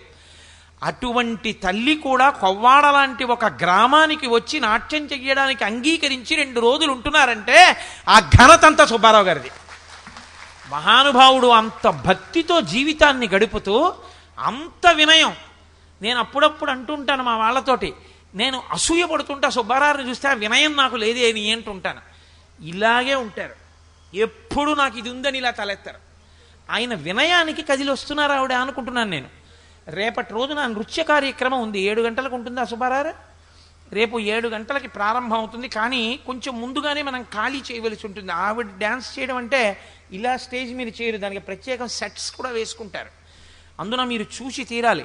నేను ఒక్కసారి చూసి తెల్లబోయిన సాయిబాబా గారి యొక్క బ్రాహ్మీ స్థితిని నర్తించారు ఆవిడ.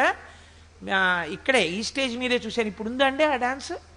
ఆవిడ అది ఆ బ్రాహ్మీ స్థితి నోటితో చెప్పేది కాదు, అసలు అద్భుతం. అది పిల్లలతో గోళీలు ఆడుకుంటారు. ఆ బ్రాహ్మీ స్థితిలో ఉన్నవాళ్ళు పిల్లల్లో పిల్లాడైపోతారు. అసలు నోటితో చెప్పడం కుదరదని. యొగరతో వా భోగరతో వా సంగరతో వా సంగవిహీన యస్య బ్రహ్మణి రమతే చిత్తం నందతి నందతి నందచ్చైవ.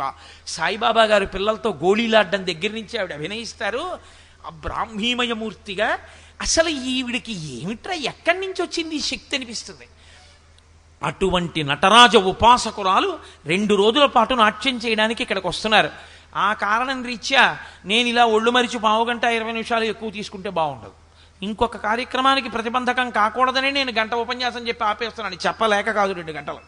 కాబట్టి రేపటి రోజు మాత్రం 5:45కే ఉపన్యాసం ప్రారంభం చేస్తాను.